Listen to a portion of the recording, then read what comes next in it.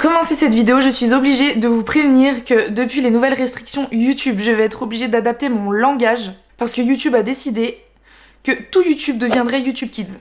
Voilà. Donc j'espère que ça vous posera pas trop de problèmes. Je vais essayer de faire de mon mieux et en espérant que la vidéo vous plaise. Aujourd'hui, c'est de Daniel Rowling qu'on va parler. L'homme qui a inspiré Scream. Daniel est né en Louisiane et toute sa vie, il a vécu de la violence. Ses parents s'embrouillaient sans cesse. Sa mère prenait les enfants, partait, elle revenait, elle partait, elle revenait. Et son père, pour la petite histoire, ne lui a jamais donné d'amour. À ses 1 an, Daniel rampait et son père n'aimait pas la manière avec laquelle Daniel rampait, donc il l'a frappé. Pour vous remettre un peu dans le contexte que Daniel a toujours vécu dans la violence et dans le non-amour du coup, et qu'il a juste reproduit ce qu'il a toujours vécu, même si ça n'excuse rien bien évidemment. Daniel du coup c'est quelqu'un qui a grandi en développant de la haine envers ses parents, de la haine envers le monde, parce qu'il se sentait rejeté de tout le monde. Daniel par la suite va être interpellé par les gendarmes pour voyeurisme et petit braquage, donc il va connaître le monde de l'incarcération très rapidement. Ses premiers meurtres ont été 3 personnes, une famille, dans le petit village dans lequel il avait grandi. On ne saura pas que c'est lui jusqu'à son procès et qu'il avoue que c'est lui. Donc il a massacré les corps, et le corps de la femme, il l'a lavé avec du savon. Après ce triple meurtre, Daniel ne va pas du tout stresser. Pour lui, personne ne pourra le retrouver. Il vit paisiblement, tranquillement. En mai 90, il va essayer de tuer son père.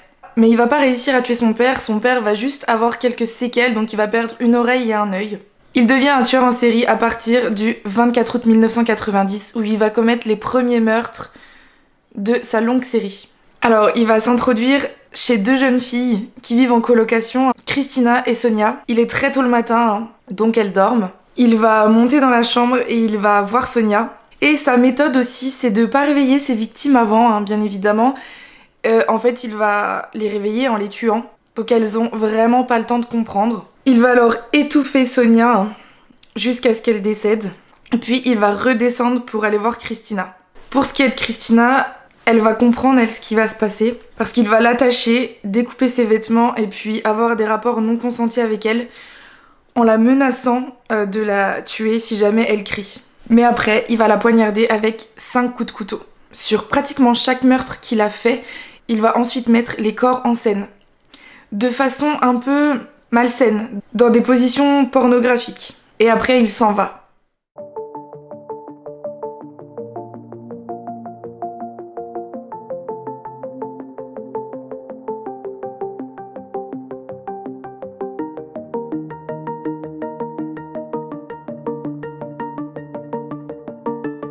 Pour ces meurtres, ça va très très vite. Là, on se retrouve le lendemain matin, donc le 25 août 1990. On est le soir quand il s'introduit chez Krista. Sauf que quand il arrive chez elle, il y a personne, elle est pas là. Et au lieu de partir, il va décider de l'attendre. Quand elle arrive, il va lui sauter dessus. Il va s'acharner sur elle, avoir des rapports non consentis et vraiment la fracasser. Pour ce qui est de Krista, son corps à elle, il va encore une fois la mettre en scène, sauf que cette fois-ci, il va lui couper la tête. Avant de lui couper la tête, il va lui ouvrir le ventre et admirer ses boyaux sortir. Poser sa tête sur la bibliothèque et mettre son corps dans une position pornographique. Et ensuite partir. Pour le 3e meurtre, on se retrouve le 27 août. Il va s'introduire chez Emmanuel et Tracy. Cette fois-ci, il y a un homme dans le lot. Il va d'abord tuer Emmanuel, l'homme, pour éviter qu'il ne vienne défendre Tracy. Tracy entend les bruits dans la chambre d'à côté, elle se réveille. Elle voit Daniel au fond du couloir, elle panique, elle essaye de s'enfermer dans sa chambre, de barricader la porte, sauf que Daniel réussit à ouvrir la porte. Même mode opératoire, il va lui attacher les mains, l'étrangler, avoir des rapports sexuels non protégés et ensuite mettre son corps en scène. Un suspect a été trouvé pour les meurtres qui se sont déroulés. Ed Humphrey malheureusement a pris 22 mois de prison à la place de Daniel. Tout ça parce que donc il tournait autour du campus et qu'en fait il avait eu un accident de voiture récemment et que du coup il avait plein de cicatrices sur le visage et que du coup les policiers se sont dit « Ah, c'est peut-être quand les filles se sont débattues alors que pas du tout ». Daniel s'est fait arrêter en 1991. Dans sa voiture, la police a trouvé un tournevis et ont fait le lien avec les meurtres qu'il y avait eu. Ed Humphrey a été libéré mais il est retourné en prison quelques temps après pour trafic de drogue. Lors de son procès, Daniel a avoué avoir voulu être plus célèbre que Ted Bundy. Daniel a été diagnostiqué schizophrène avec un trouble grave de la personnalité quand même, parce que moi dans les livres que j'ai lus, il disait même qu'il entendait une petite voix dans sa tête qui s'appelait Jiminy. Comme Jiminy Cricket, sauf que là c'était sa voix dans sa tête qui lui disait « il faut faire du mal ». Daniel va être condamné à la peine de mort, donc il va attendre pendant 12 ans dans le couloir de la mort. Entre-temps, il a réussi à trouver une meuf, Sandra London.